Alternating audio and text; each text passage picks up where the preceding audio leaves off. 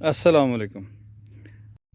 क्या आप ये देखें कि ये वो पोर्शन है, कितनी जड़ी बूटी है। ये सब जड़ी बूटी है जो आपको नज़र आ रही है। चंद दिनों के अंदर अंदर इसने ऐसे कवर कर दिया है कि जैसे कोई हमने क्रॉप लगाई हो। ये इतनी जड़ी बूटी, आपको इतना वीड्स नज़र आ रही हैं। और इसी तरह अगर आप उन बेड्स को देखें, स्पेशली जिन पे शुरू में हमने मल्चिंग कर दी थी, उसमें वीड्स ना होने के बराबर हैं। अच्छा खासा फ़र्क है इस चीज़ का कि जो चीज़ एक्सपोज होती है सन से, वहाँ पर वीडिंग कितनी ज़्यादा वीड्स उग जाती हैं, और जिसको हम कवर कर देते हैं वहाँ पर वीड्स किस तरह कंट्रोल होती हैं। ये वो बेड्स हैं जिन पे डे 1 से हमने मल्चिंग कर दी थी, और वो बेड्स हैं जिनके ऊपर मल्चिंग नहीं हुई।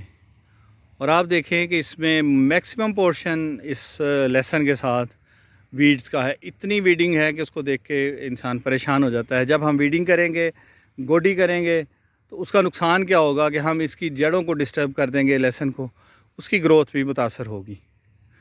लेकिन अगर हम मल्चिंग कर दें तो हमारी वो सारी मुशक्क़त जो है वो कम हो जाती है, ना होने के बराबर होती है। शुरू की एक मुशक्क़त है कि जो हमने मल्चिंग करनी है, बाद में बहुत थोड़ा सा काम होता है जो इसमें हमें करना पड़ेगा। कहीं कहीं कोई आपको नज़र आएगा ऐसा पौधा जो वीड है, और वो भी वजह आप जानते हैं कि जब ये हमने ये लगाया था उस वक्त कटाई नहीं हुई थी, और कटाई ना होने की वजह से हमारे पास पराली कम थी। अब चूँकि कटाई हो चुकी है और लेबर लगा के जो उसका पीछे पराली बचती है, उसको लोकली पराल भी कहते हैं, कुछ कहते हैं, तो वो हम इकट्ठी करवा रहे हैं।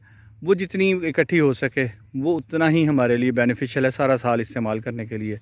लेकिन डेफिनेटली ये तो नहीं है कि हम पूरे साल के लिए इकट्ठी कर सकेंगे, लेकिन जितना भी हो सके मैक्सिमम हमें वो करना चाहिए। हिम्मत ना हारें, तो कुछ ना कुछ तो हम अचीव कर सकेंगे अपने इस सारे काम के तरीके से।